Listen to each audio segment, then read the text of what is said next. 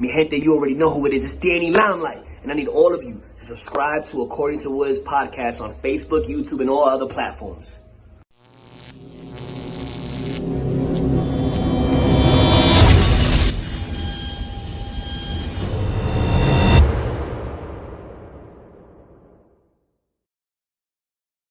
What's good, party people? This is According to Woods, and I have the honor and privilege of talking to a literal nomad, much like myself, around many places, but now residing in Colorado. She is a Bellator MMA veteran. She's the one, the only, Kai Bennett. Kai, what's going on? Hi, how are you? Doing good, man. It's a Sunday morning. I want to say like that Maroon 5 song, whatever, but it's not. It's not like that at all. It's like No. L.A. when people are of a certain era were going like, oh, postcards, right? Or now it's the Instagram selfie. When they think about L.A., it's like not this. Yeah. This is not Instagrammable I've postcard never weather. been. I've never been. Every time I think of LA, I think of like palm trees and sunshine and like beaches and yeah. Yeah, I mean, it's funny because theoretically speaking, like there are, and not to put myself out there, but there are, in fact, palm trees lighting and adorning the street. But Okay. again, it looks like a bloody hurricane. Like my family's from Fiji. This is hurricane weather. I'm half expecting like somebody's like I don't know cat to go like flying across airborne. I don't know. Oh It's my weird. It's That's weird. how it is over here right now. It's like it's this Colorado weather is so bipolar. It's been gloomy, it's been rainy, and then the next day it'll be like 80 degrees, and then you have to enjoy that. And the next day it's like raining and cold. It's just I can't. I don't do gloom. Not for me. I think it's funny that you mentioned the bipolar aspect of it, and not. I mean, we are in Mental Health Awareness Month. So we're not at all poking fun. I think everybody throughout the last year went through their own Yeah. personal bout with mental illness. But I always used to go, LA weather has inhabited the souls and the hearts of the people who live here. Where the weather just got as bipolar as the people that are here. Yeah, yeah, I agree. I don't even live there, but I can say the same for Colorado. Right on, right on. Well, I mean, so the move to Colorado, we were kind of talking off air, and you, much like me, have been a litany of places, right? And been able to see the country in a way that most people didn't. You started out in like the Baltimore D.C. area and then moved around. So, what was that like? That was thinking back on it because in the moment you're just like, oh, I just live here and it's not that big of a deal. But thinking back on it now, you're just like, wow, I'm really happy that I was able to kind of meet these different people and see these different places. And of course, being young, you don't really think of it that way. You're just like, oh, whatever. I'm just here with my family, whatever. But it was a really great experience. I loved the DC Baltimore area. I mean, the people, the culture. It's very different. Like when I left and we moved somewhere else, I definitely had a culture shock because that's what I was used to. But it was really cool. The reason actually that we lived there was because my mom and my dad they originally lived in Nashville, and so my older sister and my dad are from DC. So I don't know what they were doing when they had me and they had her, but I know we ended up back in Nashville and they had me, and then we ended up back in DC. It was just a lot of moving around, and we ended up staying in DC in Baltimore for I want to say about 13 years because I we moved to Florida when I was about 14. So we were there for a while. Like I grew up there, so I consider that like my place of like, that's what raised me and where I formed. um and then we moved to Florida. So I honestly living all these different places, everybody's like, "Oh, which one's your favorite one?" And I'm just like, I love them all in their own way. All of them in their own way. I would definitely say Florida was interesting because it was completely different than being up north. You go from snow to beaches and sand. So it was. I think that was the coolest part about it is just going from the extremes like that. Yeah, that's. I mean, you could like the gloomy northeastern part of the U.S. to like sunny Florida. Hmm. That had to be a different change, but also a welcome change. Yeah. Oh, for sure. For sure. It was welcomed. I am very go with the flow. So whatever my mom was, I was like, you know what, fine. I'm down for it. Road trips and moving around. I've always just been very adventurous that way. So for me, we always turned it into this big adventure. And as long as I was with the family, I was okay. So moving for me was never. It was never a chore. It was always kind of exciting. It's like, oh, a new place. What's gonna happen here? So I enjoyed it. I don't regret anything about moving around like that. That's awesome. You're a lot better than me. I got into like I'd be and of all places that we ended up staying, it was like Inglewood, California, and everything that they say in a rap song about Inglewood when I came to Inglewood and at 9 years old, it was absolutely true. It was always up to no good. It's gotten better and gentrified now, but um, yeah, it was a place where when I was going to the store in a Sonic the Hedgehog blue T-shirt, they were like, "No, you don't. Yeah. Like we live in a blood territory. Like Hmm. this is Yeah. you could Yeah. get killed." Like, and I Hmm. was like, "For Sonic, really?" Yes. No, I totally can relate to that part of things. Like it's not, growing up in the rougher areas, it's not always it's not sunshine and rainbows ever, ever. I think you just adapt and you learn how to deal with these things. And it's funny that you talk about that because going from like, the rougher areas to somewhere like Colorado, you're just like, okay, like all right. I remember coming here and I remember I said to somebody, I was like, does Colorado have a hood? Like they were like, yeah, yeah, it's over there. I was like, that I was like, that's not a so for me, I'm so used to like, the grit and like, all of the hard areas and to see what they consider a hood was just hilarious to me. I was like, okay, yeah. Yeah, and not to denote the struggle, but like Mhm. Paris Hilton, even having rough spots, it's a different ideology of rough Mhm. or Yeah. whatever. But then, like people in like Nigeria must be looking at us, be like, oh no, like you Hmm. guys are uppity and whatever. I don't know. Yeah, yeah, they probably do. They're like, oh, they have so many things, and I just feel like they probably look at us like, oh, they're so ungrateful. Yeah, pretty much, pretty much. Speaking of great, Alfred over on Twitter says, "R.I.P. Jimmy the Rev Sullivan, who was the drummer for Avenged Sevenfold, who died in 2009, but R.I.P. even All still right. to this day." Yeah, man. And Anthony DJ Orozco, DJ Tony Orozco, the DJ for BKFC, just Mario Yamasaking the hell out of this. So Oh, thanks. appreciate, I don't yeah, have man. any hands, but Yeah, there you go. I was like, either that or it's like the lives on Mario. That's how it comes up. Like, oh, we just hit the question mark, and yeah, yes, yeah, right on.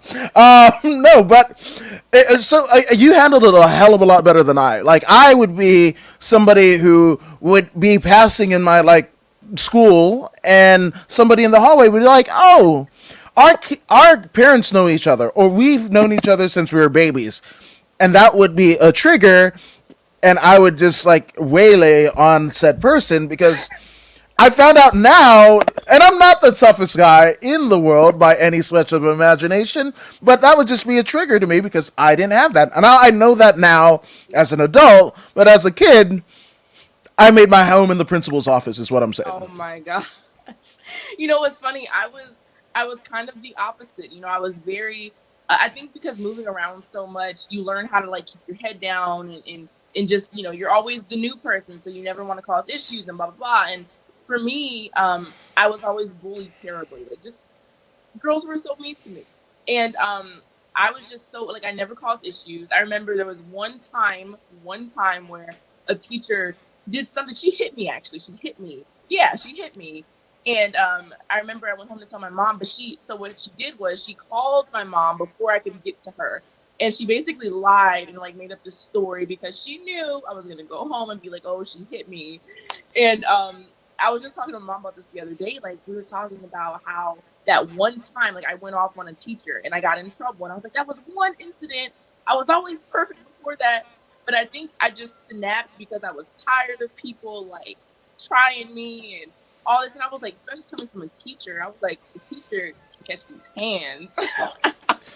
Wh- Which I'm gonna say is that what once your mom found the story, and found out the reality of what happened, did she like, oh, Kai needs to defend herself?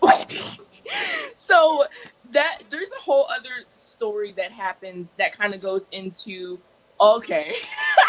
Okay, honestly it's a sad story and Oh, it's a triggering story for me, but I will tell you because you know what, I'm over it. It's okay. okay. But We're hoping. basically it was in 7th grade and we were still in Baltimore at this time. So this is actually right before we left Florida, and this is actually the reason I think we ended up moving. So I was bullied really badly, and it was one of those things where like the girls were like the mean girls, and then like I had one friend that was my friend, but she was like trying to be in the mean girl group. So you know how like girls will try to involve you, but they'll like be they'll be plotting to try to do something. And so they invited us to this sleepover, and so we go to the sleepover, and I remember I fell asleep on the sofa, and like I woke up to them throwing like an UGG boot at my head. Like they threw it at me, and I was like, oh my gosh. And so for me, that day, it's a lot more that went into it, but like they were just so mean. I remember calling my mom crying, like, oh please pick me up, like they hate me, blah blah blah. And I remember telling my mom, I remember telling her, I said, if I go back to that school, I'm going to beat the shit out of all of them. I literally told her that. I said, that's just gonna happen. And she wasn't expecting that because that's not really, yeah, like that's not really, I was always nice Kai, like super nice, super sweet. And I guess I just hit my breaking point. I was like, no, I'm sick of people, like I'm gonna kill them all. And I guess my mom was like, you know what, we're leaving. So and it was actually much deeper than that, but that's just like the lighter version of the story. Right. And I remember her telling me when we got to Florida, like a couple of years later, she was like, "Yeah, you were the reason that we left," and she was like, "You were gonna turn into a gang member if we didn't leave." And she knew that I was just like I was so over people trying me, and I was like hitting that point where I was just gonna fight or flight, and I chose to fight. I was like, you know what? No, I'm gonna go back to school and I'm gonna like beat them all up. And mind you, I had no training, nothing, just pure will and pure will and just frustration at that point. And yeah, I didn't start fighting until we moved to Florida. I was 16, and I finally told my mom, I was like, I'm sick of this. I need to fight. Like I wanna learn how to defend myself. And when I started, that was purely what it was for, just learning self defense and just learning, to control that anger and all that. And yeah, ever since then, it was just like I like this, and I'm gonna keep doing it. Wow. I mean, I mean, from not. I mean, you're literally declaring to your mom you're gonna beat the shit out of like everyone who tested you, which is a sobering account for a parent to hear from their child, right? But I mean, at so what was the course? Did you like go do karate? And what was the scene like? Had you known about MMA or the UFC or? No, so I actually did not know anything about MMA at the time. I remember telling her, I literally told her, I was like, Mom, I just want to box. And so for me, that's what I knew about fighting was boxing. Like, I want to box. There was nothing else. Like I didn't care about anything else. I was like, that's what I want to do. And initially, she was kind of like taken aback. She was like, what? Like, okay. And so actually, I told her that, and then we kind of brushed it off. So I did volleyball, and she was like, "Oh, that should get some of your aggression out." And I mean, I was like, yeah. So I tried it. I sucked at it. I just, for me, I think I wanted to hit things. I was like, I don't want to like hit a ball over a net. That's stupid. So, um, so I was like, no, mom, no, seriously, like I want to box. She was like, you know what? Okay, fine. And so we find a boxing gym, and I remember going there, and my sister and my mom were with me, and my sister saw the gym, and she was like, absolutely not, no. It was like a hole in the wall, like nails sticking out of back. She was like, no. And so she actually is the one that found my MMA gym, my first MMA gym. She was like, "Oh yeah, this it says MMA, but it has boxing." I don't even know what that is. I just want to box. Like, don't. What is MMA? And it's funny because I remember going and they were like, yeah, you can do the free trial classes. We have like kickboxing, jiu-jitsu, wrestling, all the things. I was like, fine, whatever. Like, okay, but when's the boxing class? I just wouldn't stop. I was so persistent.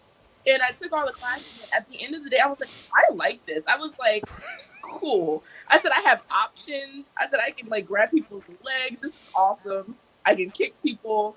And so I was like, oh, boxing, schmoxing, whatever. Like MMA was my thing after that. And yeah, after that day, like literally, I just was hooked. I just kept going back. I kept going back. And the day that I turned 18, I had my very first MMA fight. So yeah, it was cool.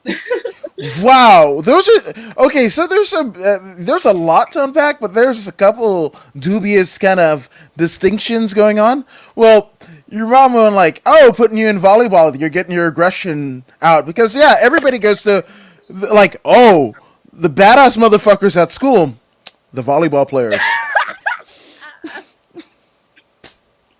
Yeah, like right? those volleyball players look scary over there.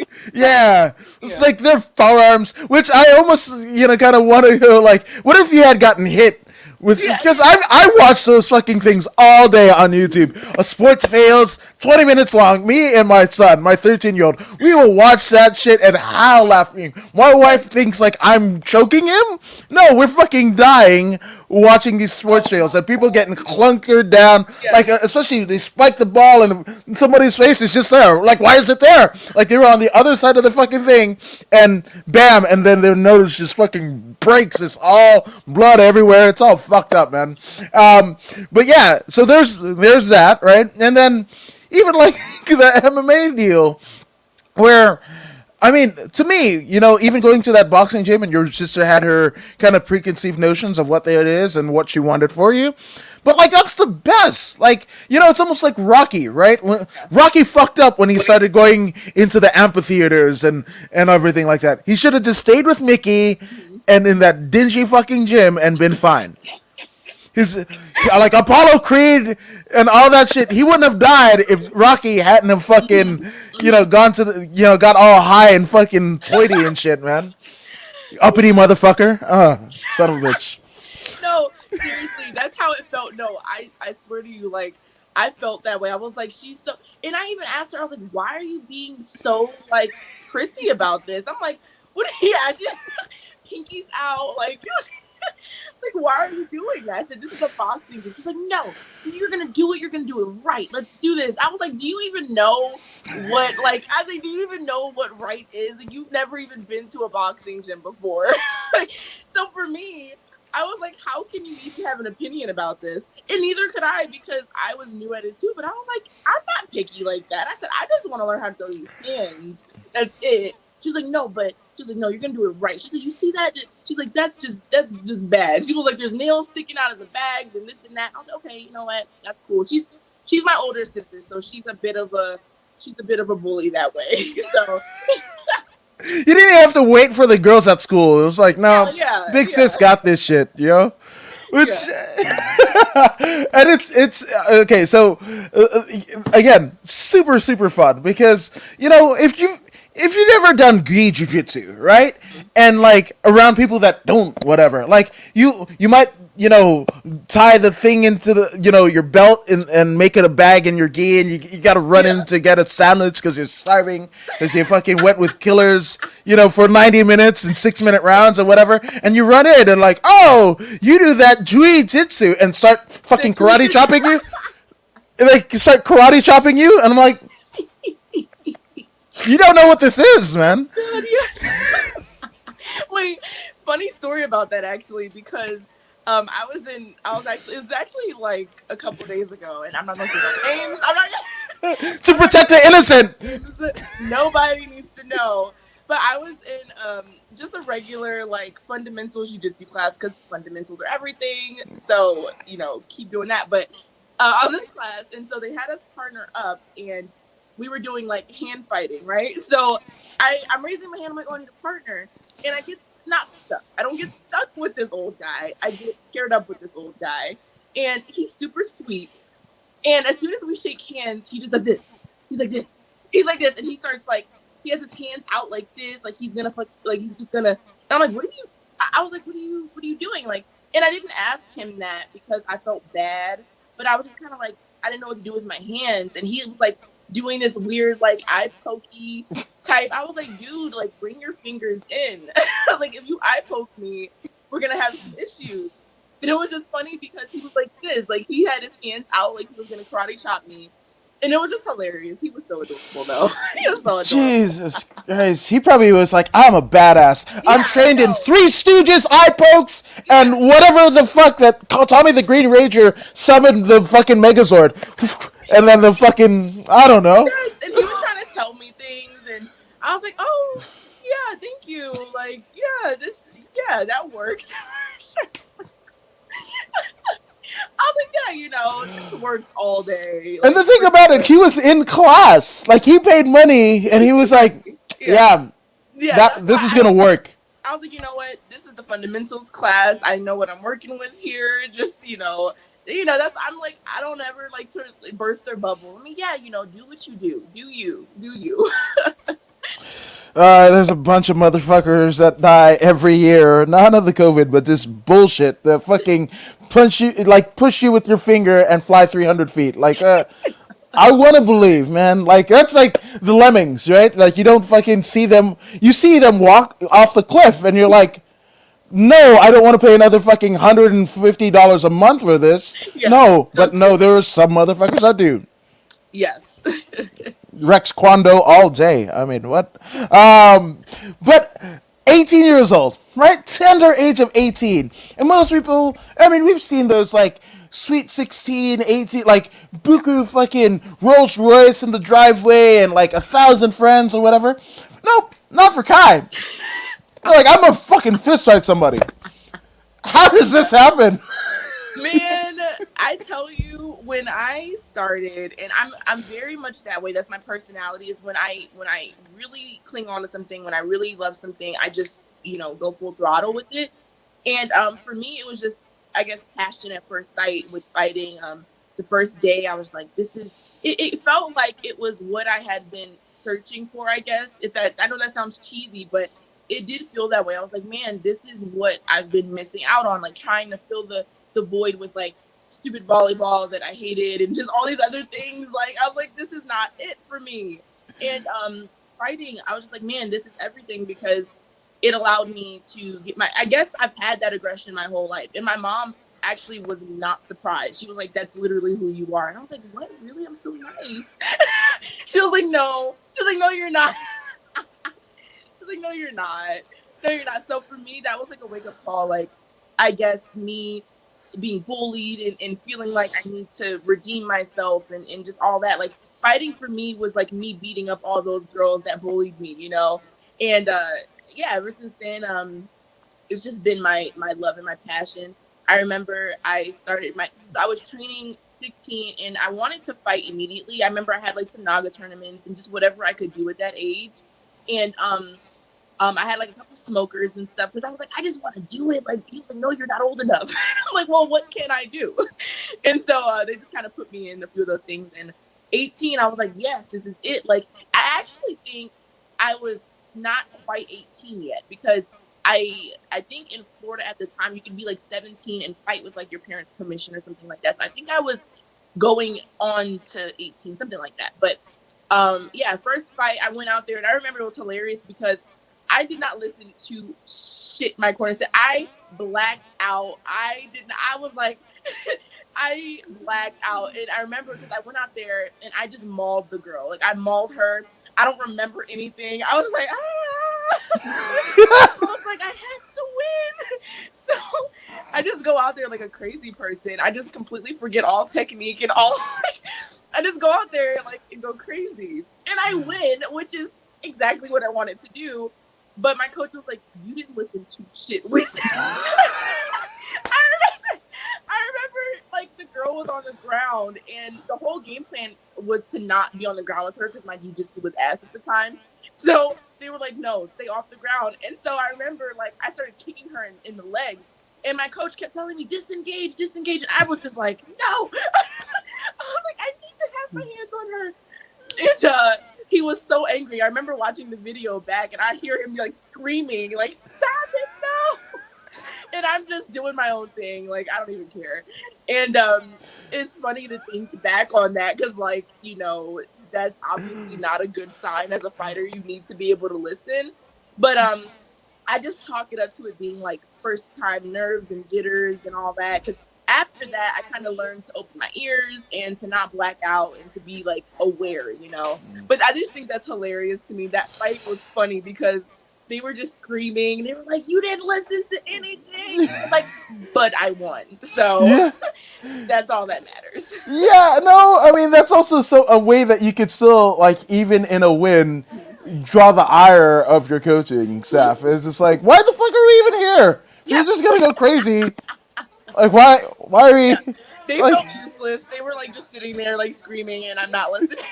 like there's better things to do on a Saturday night than fucking you not listen. I don't know. Exactly. But I'm much better at that now, I must say. Oh, it reminds me of Lupe Godinez, all right, the strawweight title fight with Vanessa Little Monster Demopoulos, where Lupe wins the title, but like she couldn't hear her coaches because they were on the other side of the LFA octagon. So she goes, okay, and had Vanessa on her shoulder because Vanessa is a brown belt in jiu-jitsu and about to do some like backpack shit and whatever. And it was like, Lupe was like, huh? Like you could literally see it on camera, like, huh? And fucking carried Vanessa on her fucking back on the other side. It was like, what, coach? And they were like, slammer. And she goes, all right. Oh my god. That's iconic. She just walks with her on her back. Yeah, just like it didn't matter fucking one iota. No, not at all. It was like I gotta listen to my coaches. Yeah. But that was the opposite of Kai in her first fight. Yeah, opposite. Complete opposite. I didn't have any care in the world. I was like, no, this is what I'm gonna do. But it wasn't on purpose. It was just like I was so nervous and so whatever that I guess my reaction was to just blank out and go out there like a crazy person. Because if you watch the fight, like that's just me the whole time. It's just I just wouldn't stop. There was no stopping me. I was like, I'm not losing this fight. Like I don't care. And that was like, yeah, that was a street fight. Hey, you know what? You could have been the muse to many 80s songs. The Nothing's Gonna Stop Us Now. Yeah.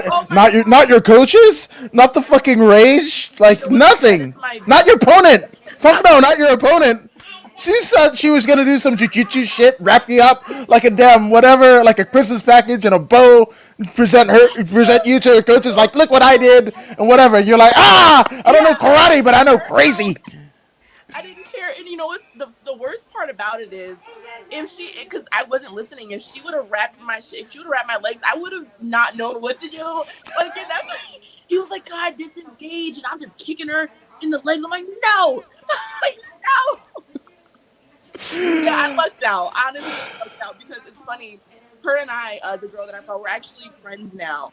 And she's actually doing really well. So it's funny to me to think back on it. Like I just went out there like this crazy person, and now she's like I don't know. I think she's like really good at jiu-jitsu now. And I was like, man, I'm just happy that it went the way that it went. Yeah, no, 100%. And oh man, I think that's just fun. That's just so fun. But I mean, Kai, after that first experience, what was going back into the gym like that next training session like? Like, what did you learn from the fight?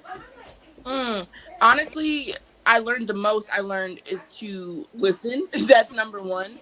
Because that was honestly, even though we're joking, that was a huge deal. I know my coaches were like, look, that was your first fight, so you get a pass. But after that, like, it's important to be able to listen, because you get in these bad situations. That's what your coaches are for. So that I learned that for sure. Not being in Kai's world, being more open. Honestly, though, that fight was it was huge for me. It was a victory spiritually just as much physically for me because for me, like I said, the bullying and all that, it was just kind of like an FU to all the people, that you didn't believe in me and blah, blah, blah. So for me, that's what I got from that. I was like, yeah, like, y'all don't want none of this smoke. Um, yes, I didn't. Honestly, I was still so young, and I didn't. If I'm being really honest with you, I didn't learn a whole lot from that fight because of how it went. But future fights, losing and winning and all that, man, there's nothing. You learn so much from when you lose a fight, like so much. So that I won't say that I learned a lot from that one, but the next one and all the other ones, those taught me some valuable life lessons. Well, I mean, you're still here. Where, I guess, and not to kind of poke holes or anything or make fun, but Ronda Rousey, right? That is a perfect example of like, you think you might be strong and will and all this jazz, and you get a loss, Mhm. and it literally wrecks a year of your Yeah, life, yeah. right? Mhm. And many would even say, like, as great as Amanda Nunes is, and Mhm. she is great, she's absolutely great, Yeah. but one would even argue what Ronda took off of herself after the Holly Holm loss, right? Mhm. That was way more than the head kick of Holly Holm or, the fucking frenetic punches to the face. I Yeah. mean, Amanda Nunes hit Ronda Rousey almost like Josh Fabia Mhm. is training Diego Sanchez. I mean, Yeah. what? Yeah. That was I I have no comment about that. But no, but the Ronda Rousey thing, that for sure is, and that honestly, because seeing her fight, I remember I was with. This was actually before I had my first fight, and I remember I saw it wasn't the Holly Holm fight. She won against I forgot who it was, but I know this was one of the fights that Ronda won, and it was a title defense, and I forgot which one it was. But I saw it, and just like all the other girls around the world, I'm sure I was like, yeah, oh my god, that's amazing. Like, I want to do that, blah blah blah. And it's crazy to think back and like see where I am now and know more about the sport and be able to kind of like debunk certain things. It's like you definitely you definitely see the holes that were there. You know what I mean? But I give her props because she was good at what she did, and she made that work for her until Holly Holm and Amanda Nunes came around and they exposed her boxing. You know what I mean? And like you said, losing and being on that high of a level and losing and not knowing how to take those losses, that's why I think I don't want to say losing early is important because that sounds stupid. But if you've never lost if you've never lost a fight and then you're on that level, Yeah. it's definitely a shock. You know what I mean? Because that happened to me. My first fight, like I told you, I won, and then I felt like there was a certain hype train, like, oh, Kai's this, Kai's that. And then my second amateur fight, I go out there and I didn't get the win. And for me, that was like the end of the world. I was like, oh my god, like I suck. Like what? Nobody told me about this. I didn't prepare myself for the idea of losing. You win a fight and you're just like, oh, I'm the best ever, and you don't respect your opponent and what they're capable of. You're just like, oh, I'm gonna go out there and I'm gonna do this and I'm gonna do that. But what about your opponent? So for me, that opened my eyes. I was like, oh shit. I was like, I can I can lose. That's a thing. Like that's I'm not gonna win every single fight. So that's definitely important. Is just I guess preparing yourself for the idea that you could lose. Obviously not accepting like, oh, I'm gonna lose, but preparing yourself like it's a fight. It could go either way. And I think that's what a lot of people that have these winning streaks, I think that's what they don't do is tell themselves like I could lose. No, no, I think you're absolutely right. Now, obviously, what I'm about to expound is not from firsthand knowledge because I haven't won a fight since 1995, to be honest with you.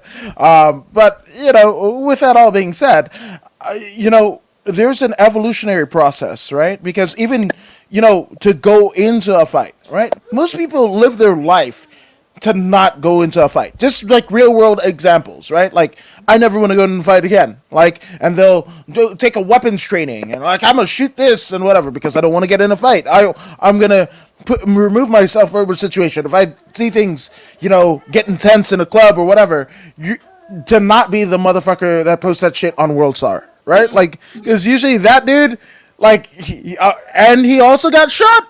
No wonder. Like that's just what happens. Yeah. It's just like going camping, right? Like certain people, if somebody invaded your house, whatever, it won't be good for the attacker, right? Yeah, But exactly. Yeah. but you can go camping in the bear's house and not expect to get your face ripped off. I'm like, Hmm.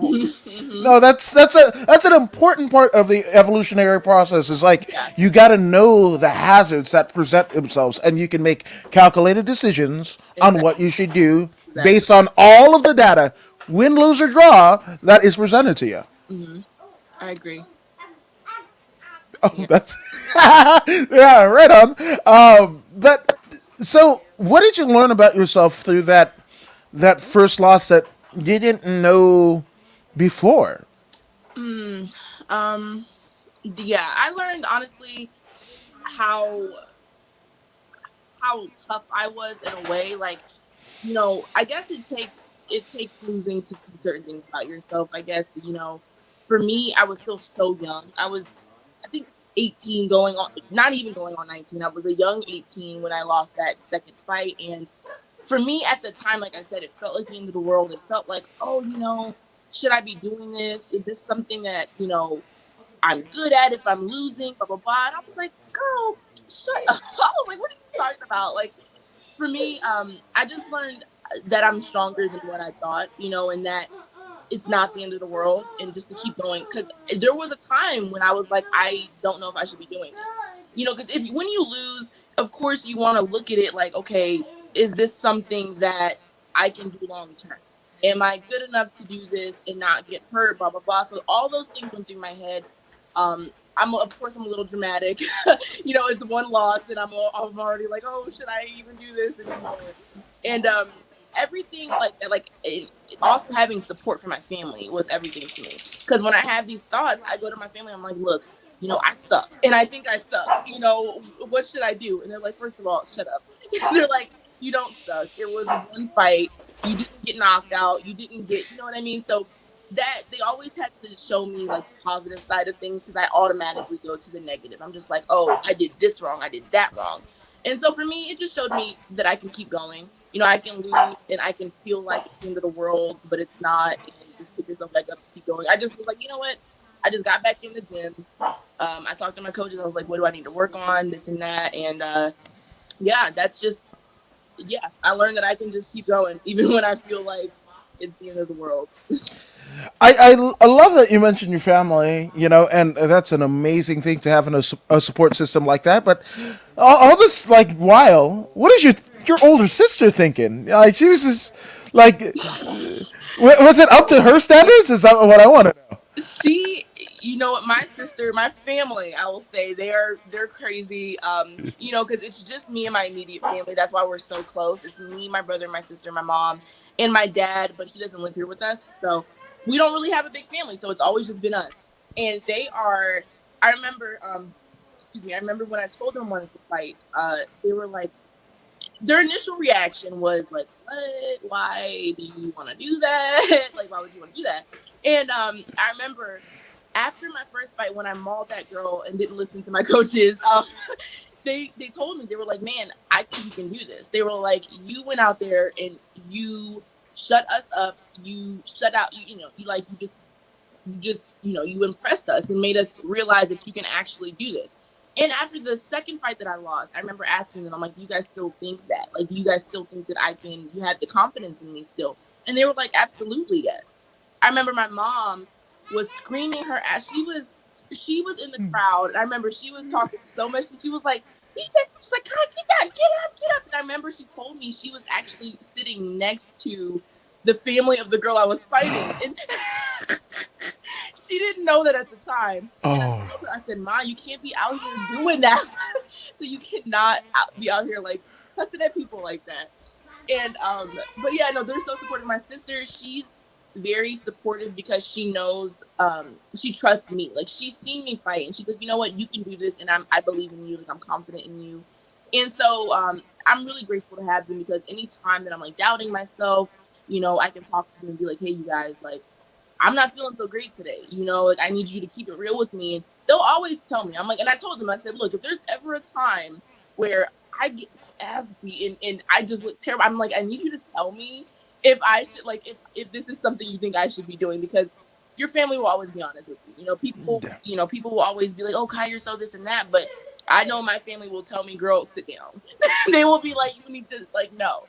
And so, yeah, they're super supportive. My sister, she's my best friend. Um, she's been there. We were just talking about this the other day. I'm 23 and she's 25, and I was like, man, you've been with me for 23 years. It's crazy. Like, you've known me my whole life. Like, I don't know why I thought of that. And I was like, that's so weird. And yeah, she's my best friend. She's so supportive. Anything I do, that as long as I'm confident in it, then she'll support me. I think that's a huge thing. So No, that's. I mean, to have, when the cards come crashing down, it's important to have, right? Because like, unfortunately, sometimes a coach can be awesome, right? In terms of game planning and preparing yeah, you for battle and what have you. But like, we saw kind of famously in Anthony Smith, right? That one performance where he should have called it like before he even stepped into the cage, let alone when he was taking that, like yeah, a crazy amount of punishment. Like we should have called it, and they did it right. And of course, like like I even see like some coaches, they'll tell their fighter, you don't do the social media, don't whatever, just focus on fighting because again, the coaches kind of I guess residual income is you training and yeah. you basically getting more fights and getting more acclaim through fighting means more that they can basically charge for the gym or service or private training or what have you, a little bit more credibility. So they may not be. Now there are a lot of coaches that do like, yo, time to hang it up, right? Hmm. But there are some that just financially they can and they will lead them into battle and now their Yeah. records are lopsided in the double digits and it's just like It is so important to have good coaching. That's why, I've bounced around a lot because I was like, you know what, I'm not gonna settle for anything less. And a good coach and a good vibe when you see it. You know that. yeah, And I'm not saying anything negative about any of my past coaches. It's just that when you're leveling up, when you're doing this, things change. Things change, vibes change, and all that.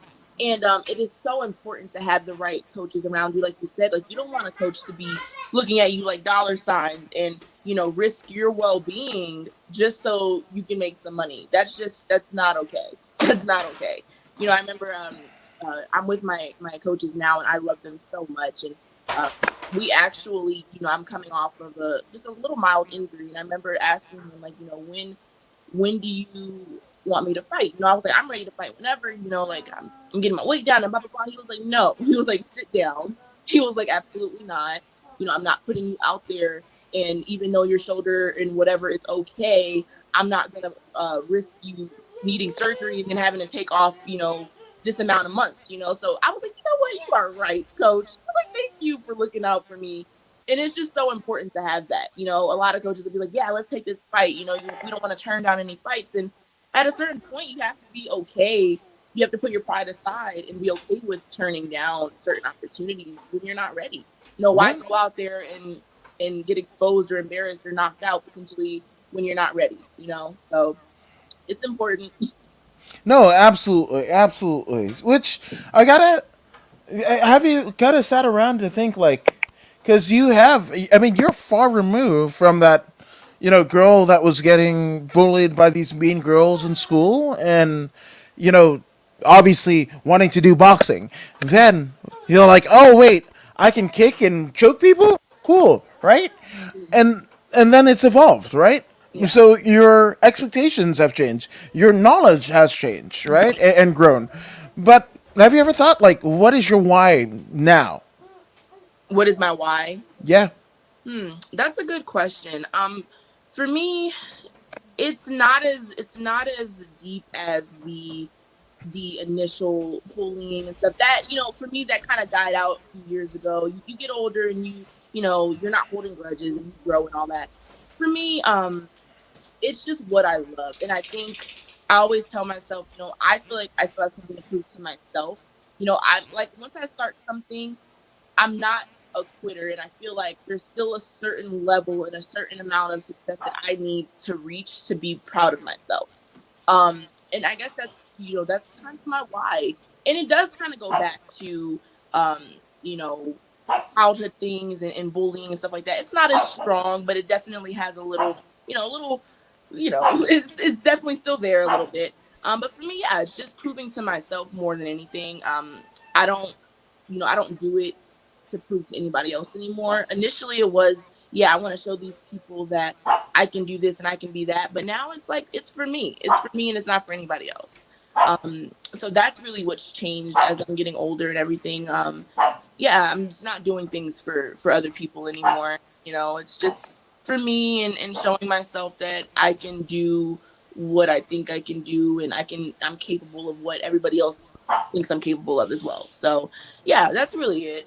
Just proving to myself. No, that's huge. That's huge because a lot of times you can. It's funny because I was just speaking of like DC, right when May 7th was my birthday. The greatest birthday present I could have been given, especially as a podcaster. Joe Rogan had another DC notable, one Dave Chappelle, right? And they were kind of talking about how when comics are at home, right? It just there's a certain fire that maybe they wouldn't have got. They could play Madison Square Garden and whatever, but it's not like that home set, right? Because there's a bit of you. Like, I think of everybody that turned you down that you wanted to go out with in high school. They might be sitting in the crowd, or your aunties and whatever, and or like whatever, and you want to show out because you want to prove all the naysayers wrong, exactly. right? But where are you in it? Right? Like, you're doing it for everyone else, right? So the injuries, as they acquire, that's how a lot of people can get bitter, right? You hear a lot of people, especially in the era before us, get bitter towards combat sports because the money wasn't there, the respect wasn't there, but they were doing it for other people. Exactly. They would go short notice fights, Yeah. when it wasn't in your best interest because they wanted to prove to their agent, the promoter, the coach that, hey, coach, I can do this, like, and whatever. So to get to a point so early on in your career, yes, you're a tenured young vet, but gosh, 23, that's amazing. To be in that place where you're finding out what you want, that's a powerful thing. Yeah. Thank you for that, and happy belated birthday. Thank you. To you. Yeah. But yeah, but you're absolutely right. And like I said, it also the way that I'm thinking and the reason I'm thinking these things, it just goes back to, like I said, my family. And I really wouldn't have this thought process and have, you know, this idea of things without my family. I literally talk to them about everything.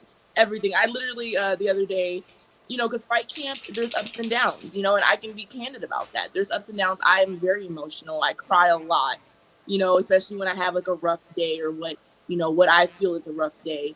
I cry it out. I cry it out, and I'm totally okay with that. I don't really care. I'm like, at first, years ago, I'd be like, oh, I don't want people to think this and that, and blah, blah. I'm like, I don't give a fuck.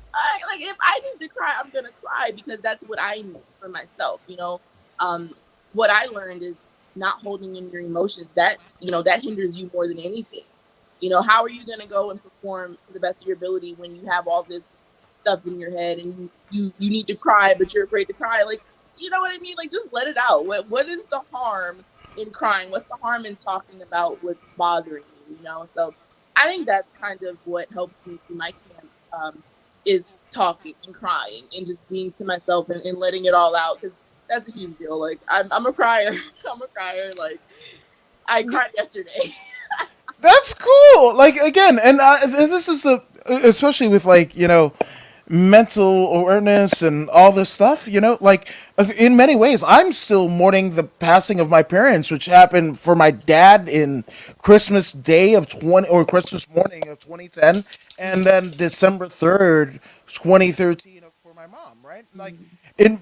Like, it's weird because as I get in a place in my life and career where the number of people that are in my circle that grows, but the amount of people that like knew my parents gets smaller. And even when those people end up passing away, and it gets smaller, and it kind of makes you do inventory in ways that you might not want to or even thought to. So taking that mental inventory and being like, I need to cry right now. You can fucking pull over to the side of the road, just fucking whatever, and like be good. Because I guess in our, people of color, and American kind of like pick yourself up by the bootstraps and shit like that. But then what happens when all of these like military service people, right, come home And much like fighters, right? PTSD, mental Yeah. traumatic brain injuries and whatever, and then unfortunately they will do something unspeakable, and the signs are all there because they were taught, Yeah. Yeah. just Just let pick it yeah, up. pick it up. Exactly. Exactly. And that is so I think that is so important. That's a big reason why as well I am the way I am emotionally. I think like you said, like people don't you can go out and you can smile and be like, oh, I'm great, this and that. Nobody's ever gonna know. I mean, and that's the scary part about it is you're not gonna know what somebody's really feeling. That's why I try to be as open as possible with not everybody obviously, but the people that I trust. You know, if somebody asks me how are you doing, or if I ask somebody how they're doing, I genuinely mean how are you doing. I'm not just saying it like, oh, hey, how are you? I don't really care. Okay, great. I'll see you later. It's just like, no, like, how are you really? And I think it's really important, especially in times like fight camp or just whenever you're going through something that adds a lot of pressure. Like it's really important to have people in your life that genuinely care and want to ask how you're doing. Every day, and it can be a little much, but my family will be like, "How are you today? How are you feeling?" And some days I'll be cranky and I'm like, "I'm fine, leave me alone," but which is a lot because I'm hangry. But most times, it is nice to know that they're there. Like I remember the other day I came home and I just plopped in my sister's bed and started crying, and she just like rubbed my head. And I didn't have Oh, to. I know she's so sweet. I didn't have to say anything. She's like, yeah, "It's okay." I was like, "Thank you. I don't yeah. want to talk about it. I just want to cry." So that's so important. And I wish more people were as understanding and as caring. I just wish a lot more people had somebody in their life to actually care. I just think, oh, that's so important.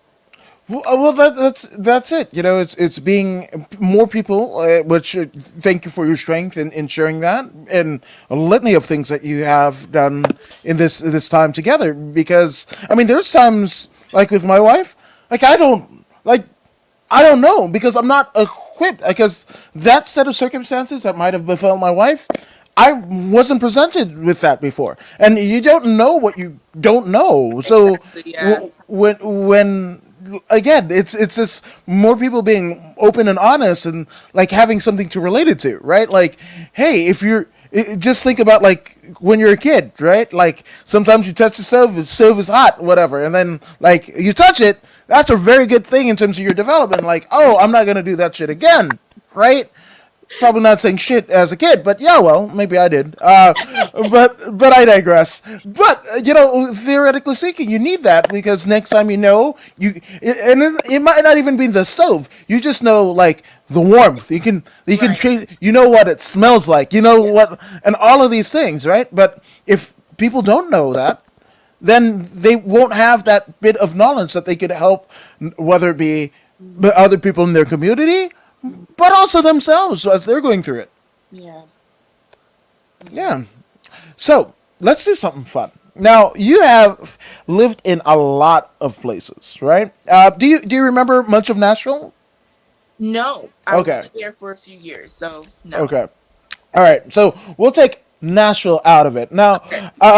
you were saying, right? Like, people have asked you over the years, over the course of your life, what do you like better? Where you like living? We're not doing that at all. I'm not going to put you Okay. on the hot seat. But if Kai Bennett were to talk about, of all the places that you lived, there had to be some amazing food. And I can say this because you're not in fight camp, right? So I would be a douchebag if I had done that. I am in But Thai. oh shit, my bad.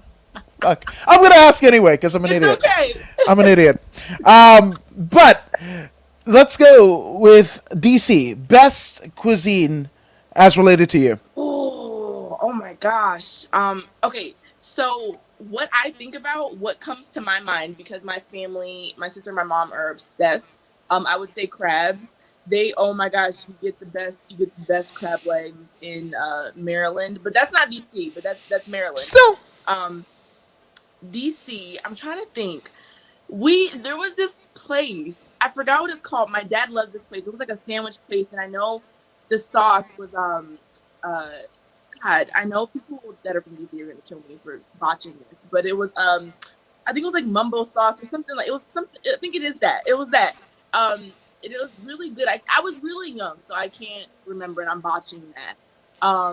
But I also know that they had really good gyros as well. Have you ever had one of those? Yes. They're so good. So good. I have yet to find a gyro that was as amazing as ones I had in DC. So I would say that in DC for sure. I'm a like foodie it. though, so I eat a lot of food. That's great. That tahini sauce and the whole deal. Oh, Oh, God, yes. yeah. All right. So Florida cuisine. Florida. Okay, so I will say this. Going to Florida from DC and Baltimore was a little disappointing in terms of the food. Now, yes, the soul food was on point though, because it's the South, soul food was good. So I would say that. I would say like the chicken for sure. The fried chicken, like there weren't many and there's this Publix in Florida. They had like the little bar and you can get like Chinese food, which was really good. I'm so hungry. Sorry. I'm thinking about all these random foods. But yeah, I would say the chicken in Florida was really good. All right. I like it. Have you got around Colorado cuisine? So yes, I have, but I've had a few good and bad experiences. So I did go to this Mexican place. It was really not good at all, and I was not prepared for that. But I will say I've had some bomb ass food out here. Like there was this cheesesteak that my sister and I got. So good. I'm so hungry. It was delicious. Probably one of the best cheesesteaks I've ever had. So I will say that. There's really good because Colorado's huge on like the vegan scene, like vegan vegetarian. Yeah. So if you're a vegan or vegetarian, Colorado for sure is the place because they actually have like restaurants for vegan food. Like it's really good vegan food. So I would say I was really pleasantly surprised because I love meat. I love meat, and I was like, "What is this baked chicken nugget? Like, I don't want that." And I remember my sister brought it home, and I was like, "Oh, that's delicious." She was like, "It's vegan." So yeah, no, the vegan food out here is really good. Texas, I will say, Mexican food for sure. Hell yeah. For sure. So good. Like, I don't think I've had a bad meal in Texas ever. Like, Texas is doing it right. That's tremendous. Oh, Coach Rob from Canada saying, love the interview. Coach Rob approve. I love it. Thank you. Coach Rob. Yeah. So, can you talk about it? Can you talk about the fight? So yes, I can. Okay. I cannot announce the name yet. All right. I don't know why, but okay. That's it. So yeah, I'm fighting. I guess I can talk about her. I can't say her name, but I know she's a striker, Muay Thai, karate chick. Honestly, for me, I just don't do that much digging. I leave it up to my coaches, and they tell me. Yeah.